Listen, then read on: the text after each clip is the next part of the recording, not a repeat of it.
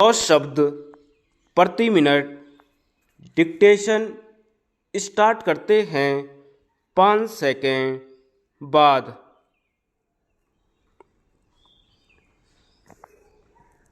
जिस परिस्थिति में आज हम हैं उसी परिस्थिति में हम नहीं कह सकते कि आप कभी भी रहे होंगे। हर नागरिक को उसके जीवन पर गहरा प्रभाव पड़ता है। आज की परिस्थिति में तो यह और भी ज़्यादा जोर देकर कहा जा सकता है कि यदि आप परिस्थितियों पर काबू पाने में असफल हो गए तो आप कभी भी जीवन में उन्नति नहीं कर सकते। देश की परिस्थिति, आपकी अपनी पारिवारिक परिस्थिति, आपकी आर्थिक परिस्थिति और आपकी सामाजिक परिस्थिति पर काफ़ी प्रभाव डाल सकती है। जिस देश की राजनीतिक परिस्थितियां ठीक होती हैं उस देश के नागरिकों की सामाजिक और आर्थिक परिस्थिति भी ठीक रहती है। देश में विषम परिस्थितियां हों तो आपकी अपनी घरेलू परिस्थितियां भी विषम हो जाती हैं, क्योंकि महंगाई अपना सिर उठाने लगती है। हम नहीं कह सकते कि इनका कारण शासन की दुर्बलताएं हैं। आखिर शासन भी तो हम लोग ही चलाते हैं। जब हमने यह कहा कि देश में महंगाई बढ़ रही है तो कुछ असामाजिक तत्व अथवा व्यवसायी जीवन की आवश्यक सामग्री को जुटाने में लग जाते हैं। वे यह नहीं सोचते कि इसका क्या असर हमारे देश के लोगों की आर्थिक परिस्थिति पर पड़ेगा। हम चाहते थे कि देश में ऐसे समाज की स्थापना हो जिसमें सभी लोगों को जीवन की अनिवार्य आवश्यकताएं सुलभ हों और सभी लोग देश के प्रति अपना कर्तव्य समझें। मैं इस संबंध में कहना चाहता हूं कि ऐसे समाज की कल्पना में अभी पर्याप्त समय लगेगा, क्योंकि मेरा निवेदन यह है कि जब तक देश से हम गरीबी को दूर नहीं करेंगे तब तक यह कल्पना साकार नहीं हो सकेगी। देश से गरीबी तभी दूर हो सकती है जबकि जमाखोरी, नफाखोरी जैसी प्रवृत्तियां खत्म हो जाएं। ये आदतें तभी खत्म हो सकती हैं जबकि हर एक नागरिक देश के प्रति अपना उत्तरदायित्व समझें। मेरा आपसे निवेदन यह है कि आप जीवन के किसी भी क्षेत्र को देख लीजिए, हर स्थान पर अधिकतर व्यक्ति अपने निजी स्वार्थ को ध्यान में रखकर ही काम करते हैं।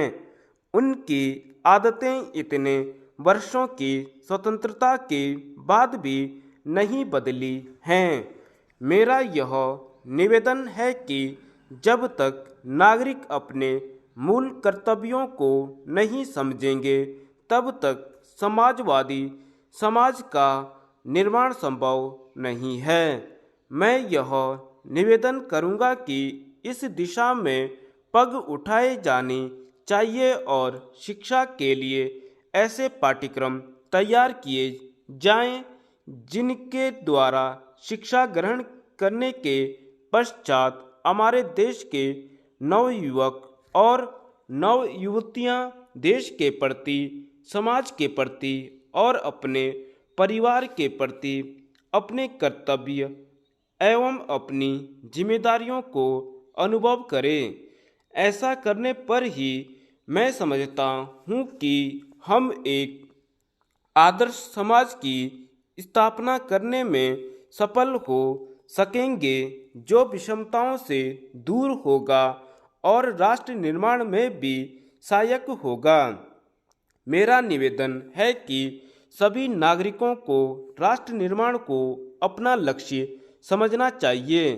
सदियों से हमारे देश की यही परंपरा रही है और राष्ट्र प्रेम तथा राष्ट्रभक्ति की भावना से इस देश में नागरिक ओतप्रोत हैं। मुझे इस बात का हर्ष है कि भारत में हर राज्य में स्वाधीनता सेनानियों की सेवाओं की प्रशंसा की गई है और उनको उचित सम्मान भी दिया गया है।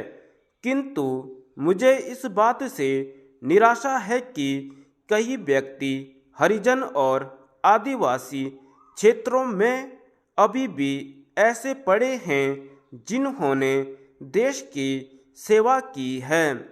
यद्यपि वे लोग जेल में नहीं गए, तथापि उनकी सेवाओं से देश को बड़ा भारी लाभ हुआ है, परंतु उनको अभी तक किसी भी रूप में सहायता नहीं मिल सकी है। मैं समझता हूँ और मुझे इस बात की चिंता है कि ऐसे लोगों की भी उदारतापूर्वक सहायता करनी चाहिए थी जो कमज़ोर वर्ग के लोग हैं और स्वाधीनता के बाद और उसके पहले भी जिन्होंने देश की अनेक प्रकार से सेवा की है। दुनिया के अन्य देशों में अपनी भाषा के प्रति बड़ा प्रेम है। मानव का जीवन में भाषा के अलावा अन्य मामलों में भी एक दूसरे के साथ गहरा संबंध होता है।